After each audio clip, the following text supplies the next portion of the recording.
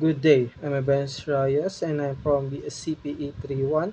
So right now we're gonna discuss the anti-wiretapping law or RA 4200 relation to the Chavez versus Gonzalez case. By answering the question 1 to 5. Number 1. What's the case all about? The Chavez and versus Gonzalez case is about a petition filed by Francisco Chavez against the Department of Justice, DOJ, Secretary Raul Gonzalez and the National Telecommunication NTC.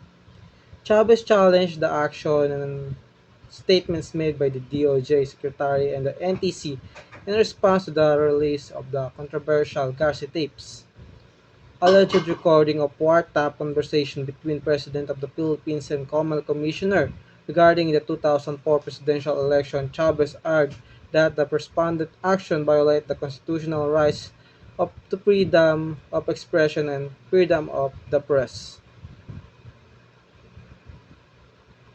Number 2. What are the facts of the case? We list a three facts about the case. The number 1. In June 2005, after the Garcia tapes were made public, the DOJ secretary warned that those in possession of airing the tapes could be liable under the Anti-Wiretapping Act. Number 2 facts. The NTC then issued a press release warning that the continuous airing of the untapped Garcia tapes would be a violation of the anti-wiretapping law and could be grounds for suspicion and revocation of broadcast license.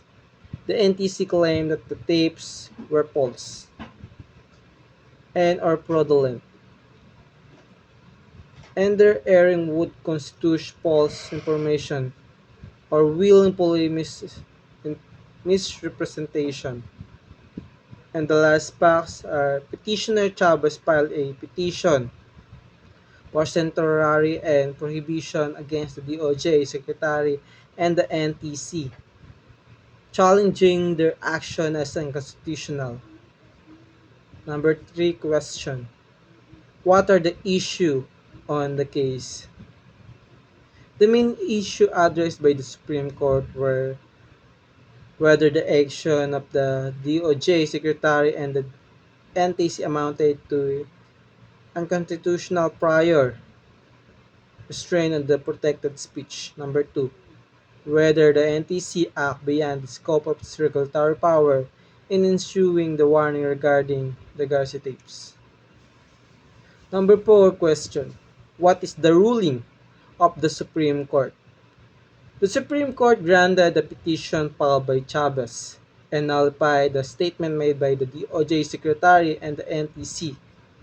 Especially, the court found that number 1, the NTC warning constitute an impermissible content-based prior restraint and that could not be justified under the clear present danger test. Number 2, the DOJ Secretary treats to prosecute those in possession of airing the tapes amount to an unconstitutional threat of restraint that chilled free expression. The court held that the action of respondents violate the constitutional rights to freedom of expression and freedom of press. Number 5. What are the takeaways learning from this case?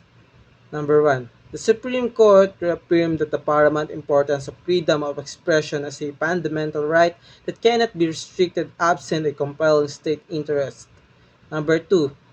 Content-based prior restraint on protected speech are presumably unconstitutional and can only be justified under the stringent, clear and present danger test. Number 3.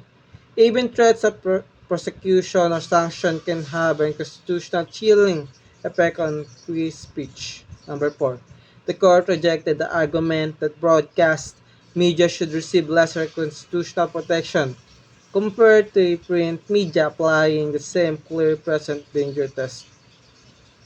Number 5. The decision underscored the court vigilant defense of freedom of speech and press freedoms even in the face of sensitive political controversies. The court was willing to set aside technical procedural barriers to address the serious constitutional issue raised.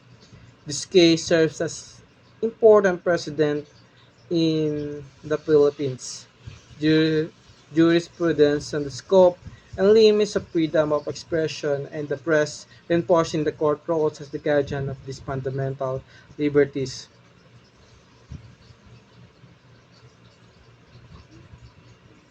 And that's all. Thank you for watching, and I hope you learned something in my video. Thank you.